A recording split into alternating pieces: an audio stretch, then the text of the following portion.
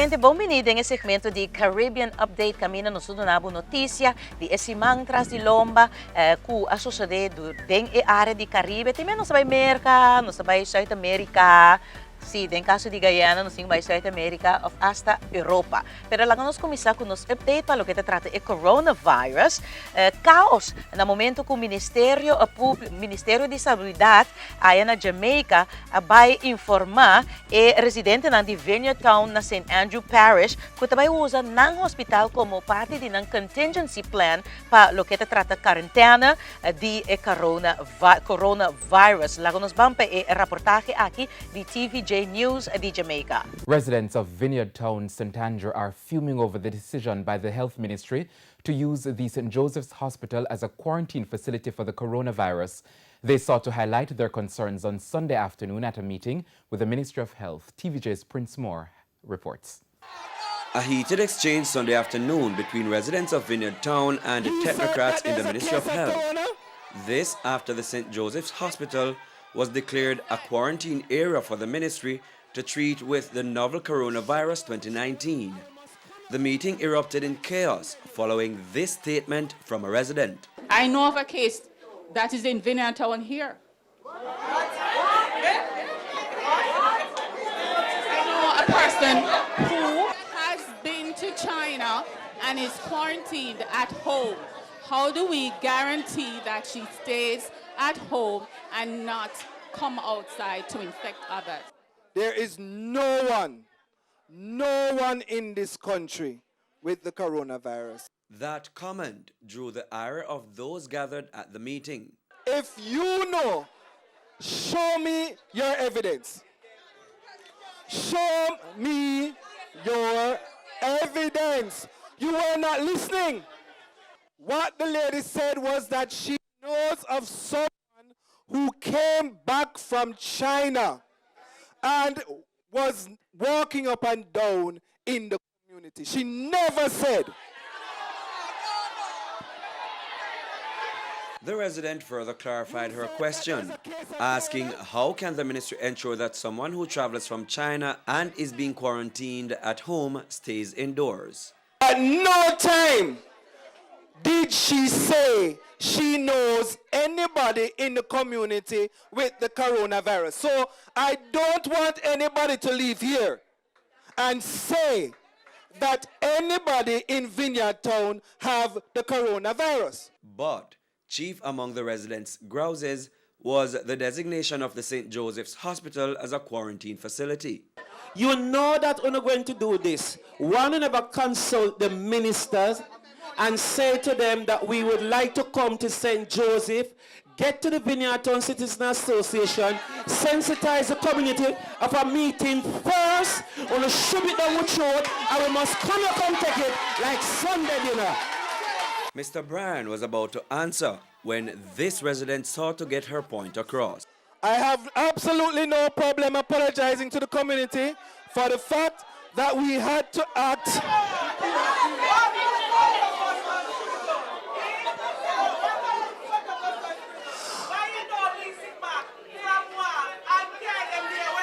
Okay. Fort Augustus Prison. Hold on. Let me. Are you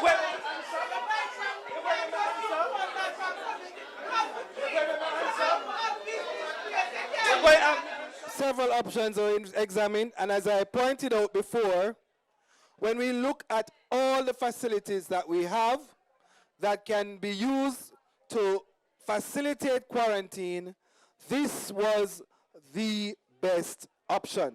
Prince Moore, TVJ News. In the meantime, the outbreak of the coronavirus 2019 death toll continues to rise, with 910 deaths and the confirmed cases now reaching over 40,000 worldwide. That means the coronavirus has officially killed more people than the SARS pandemic of 2003, previously one of the worst medical crises in recent Chinese history. The vast majority of the deaths have been in mainland China.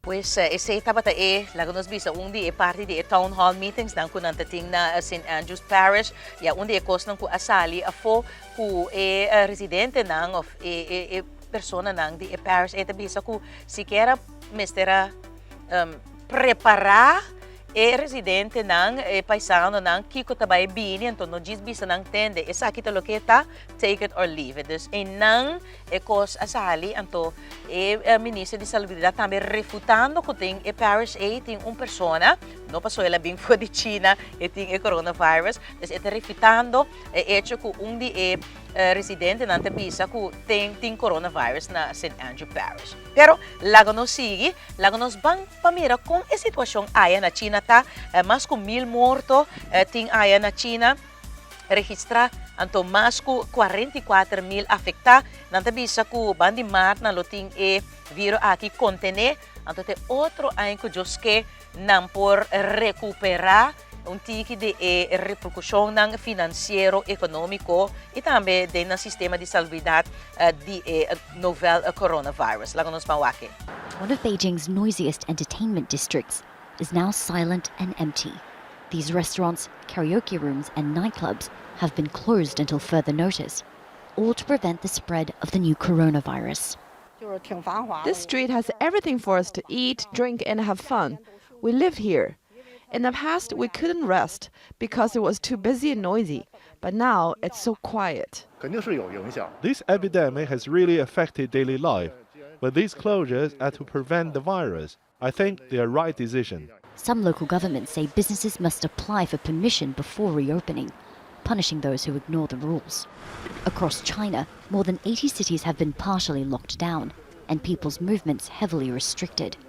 But President Xi Jinping says some of these measures have gone too far, warning that it could harm the economy. Xi Jinping must walk a fine line between controlling the epidemic and minimizing its impact on the economy. Prior to the outbreak, China's leaders were already struggling with slowing economic growth under pressure to prevent a downturn. Now they have a clear message for the Chinese public: keep calm and carry on. 160 million people nationwide are expected to return to major cities over the next week. Officials are trying to reassure the public that it's safe to travel and go back to work. We've tried to lower the risk of infection by preventing passengers from sitting next to each other in vehicles, trains and planes, and implementing ventilation, disinfection and temperature monitoring.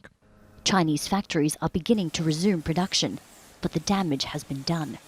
Analysts say the service and manufacturing sectors will be the hardest hit. If we assume that the virus will be contained by end March, then we would expect some signs of recovery from June, but full recovery won't start until the second quarter of 2021. The reason for that is it will take some time for industries to adjust the production patterns, to recruit new workers, and a lot of them will go bankrupt. The economic impact of the outbreak is being felt globally. iPhone maker Apple and South Korean car brand Hyundai are among those expecting losses. And outbound tourism could drop by an estimated 30% this year, with many Chinese choosing or being forced to stay home.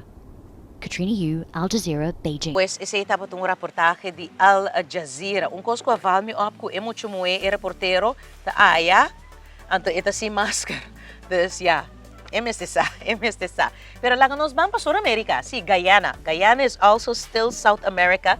Nantabay ting eleksyon dia 2 de Março 2020, bes aqui, observador ng Europeano, lotan na país, panampor observar transparencia di ng proseso di ng eleksyon. All eyes are on Guyana durante di eleksyon aqui. Anto sa kita según Departamento de Información Público di país Sur-Americano, Guyana. The European Union's Election Observant Mission in Guyana has indicated its commitment to ensuring transparency and accountability in the March 2, 2020 general and regional elections. During a media engagement this morning, EU Election Observation Mission Chief Observer Ormas Pait stated that the delegation's mandate is to observe all aspects of the electoral process. The presence of the European Union Election Observation Mission demonstrates the European Union's commitment to the conduct of inclusive, transparent and credible elections in Guyana. We focus our observation not only on election day, but on the entire electoral process, including the campaign, the results tabulation, and the resolution of any election-related dispute after voting has finished. The chief observer emphasized that the mission will be impartial in their findings and conclusions. The mission is independent in its findings and conclusions, and EU observers adhere to a strict code of conduct of international observers that requires they maintain strict neutrality and impartiality in the course of their work and do not interfere in the electoral process. This is the largest EU EOM, which will comprise of almost 50 observers. It includes a core team of 9 analysts, 14 long-term observers deployed to the 10 administrative regions, and 20 short-term observers will join the team shortly before the March 2, 2020 elections.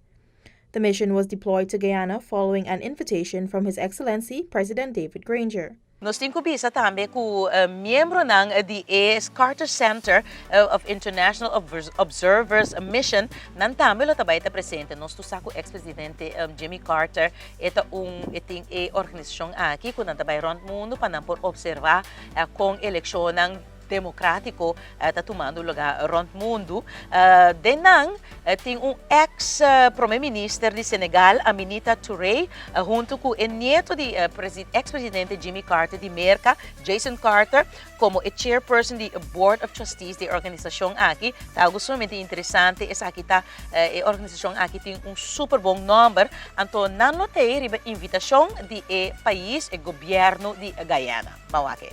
And the chairman of the Carter Center, Jason J. Carter, will co-lead the center's International Election Observation Mission in Guyana. Chairman Carter, the grandson of Jimmy Carter, expressed optimism for the elections. Carter said, quote, "This election is an important opportunity for all Guyanese to rise above political divisions, respect democratic principles, and move together toward a brighter future. I look forward to returning to Guyana to observe this important election." End quote. While Touré said she is honored to co-lead the mission, saying, quote, "We hope the election will move Guyana forward in the spirit of inclusive governance," end quote. Also, according to the release, the Carter Center has had a core team and group of long-term observers in Guyana since early January.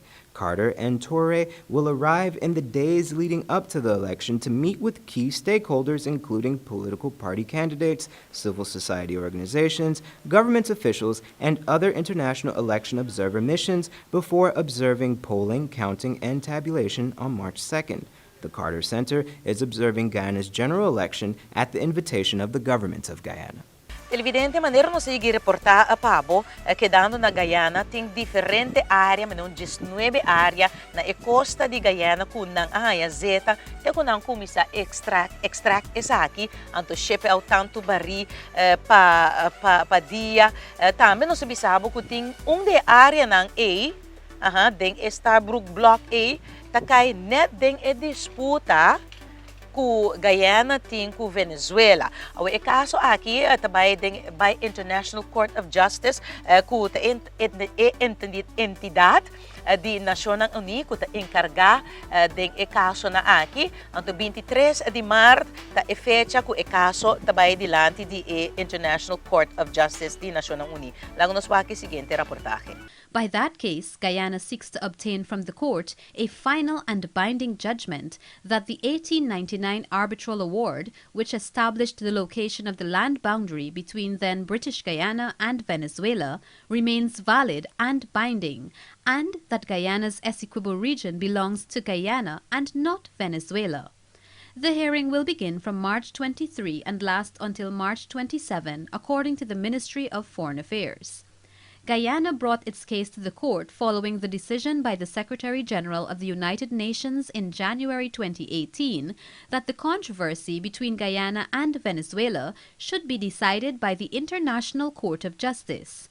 Venezuela has claimed in a letter to the court that the Secretary-General exceeded his authority under the Geneva Agreement and that the court therefore lacks jurisdiction to adjudicate Guyana's lawsuit. On this basis, Venezuela has indicated that it will not participate in the proceedings. On November 19, 2018, Guyana submitted its memorial to the court refuting Venezuela's arguments and demonstrating that the court has jurisdiction. Under well-established judicial precedent, the court will proceed to decide if it has jurisdiction over Guyana's claims, irrespective of whether or not Venezuela participates in the proceedings. If it decides that it has jurisdiction, the court will proceed to rule on the merits of those claims and decide whether the validity of the 1899 arbitral award and the border between the two states should be confirmed. Under the United Nations Charter and the court's own rules, its final judgments both on jurisdiction and the merits will be legally binding on Guyana and Venezuela, whether or not Venezuela participates in the proceedings. Nevertheless, the Guyana government expresses the hope that Venezuela will participate. Moreover, the Guyana government said it welcomes the prospect of a final and binding decision by the court that will definitively resolve this long-standing controversy and allow Guyana and Venezuela to proceed to develop excellent and close relations as neighboring states. Pues televidente, essa é a situação que tu vai andando, tem gente também sa kuwak, disputa de border, grens, área de Guyana e Venezuela, awado resolver. 100 anos passar, mais que siglo passar, pero que tu vai, queda bem dilante, então, aún mais, agora aqui, que tem zeta na costa de país ng de Starbrook Block, então, may gibisabo ko de área ng parte de disputa de landgrens ng pamilya sa palavra holandês de dos países na aqui. Pero siya nang is Carnival. Let's close with music. Panorama. Já domingo último, Trinidad and Tobago tatinang Panorama Festival, algo magnífico, mitabisabo, música de steel band. Anto sa lagabo ko ganador de large bands, paso ting diferente kategoria de Panorama 2020 de Trinidad and Tobago. Anto ora nos been back, claro, no si mas pabo, then the brand new day show.